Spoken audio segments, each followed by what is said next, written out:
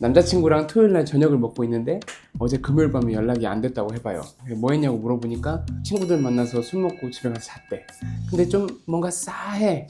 머리에 과부하가 걸려서 자연스럽지 못한 이 뭔가 눈 움직임이 몇 가지가 나타나는데. 안녕하세요, 친절한 손은장입니다.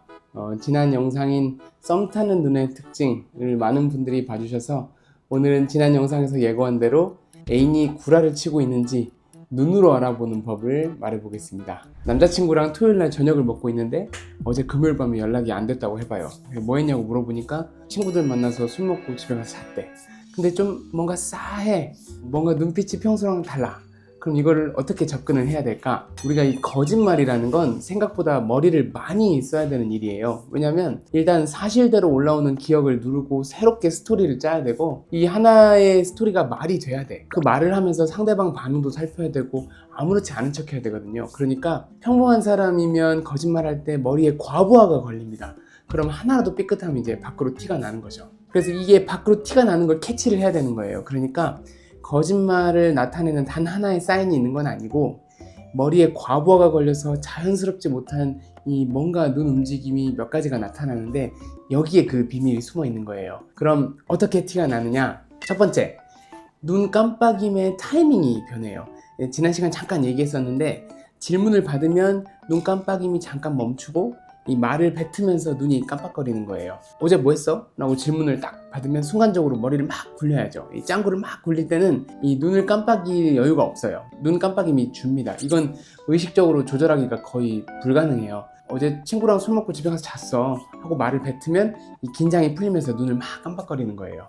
이 눈 깜빡임의 리듬감이 달라지는 거죠. 근데 자기 애인이면 평소에 이 눈 깜빡임의 패턴을 느낌으로 알죠. 그런데 이제 그게 달라지니까 이제 감이 오는 거예요. 두 번째, 이 초점이 흔들립니다. 우리가 동공지진 이렇게 얘기하잖아요. 우리 눈은 천천히 움직이는 게 아니라 이 캥거루처럼 뜀뛰기 운동을 합니다. 이 뜀을 띄어서 한 사물을 딱 고정해서 보고 또 뜀을 띄어서 또 다른 사물을 고정해서 봐요. 이거를 도약 운동, 사카딕 무브먼트라고 합니다. 이거는 의식적으로 통제할 수가 없는 반사예요, 반사. 그래서 지금 옆에 사람 한번 눈 한번 봐보세요. 일정하게 움직이는 자동차나 뭐 물체를 따라가는 게 아니면 다 이런 식으로 통통 튀고 있습니다.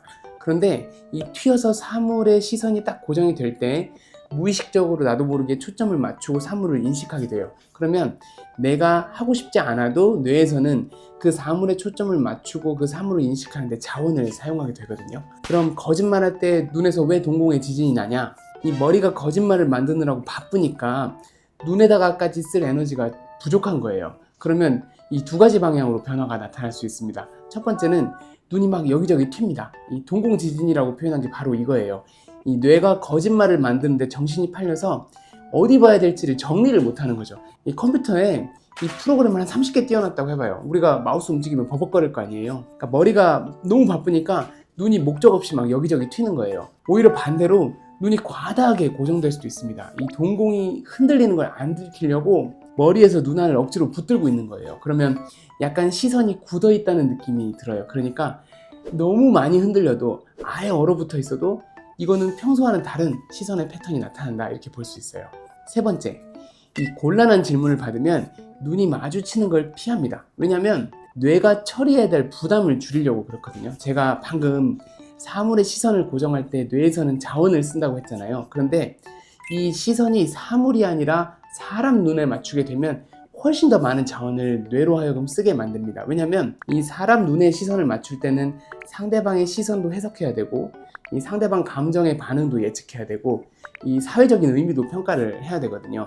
그런데 뇌는 이미 거짓말 만드느라 너무 바쁘니까 이 눈까지 맞출 여유가 없는 거죠. 물론 진짜 가끔 독한 사람들도 있어요. 거짓말을 하면서도 이 눈을 똑바로 마주치는 거예요. 그래서 오히려 이제 그게 부담스러워서 듣는 사람이 피하게 만드는 거죠. 근데 우리가 살면서 크고 작은 거짓말들을 할 수 있잖아요.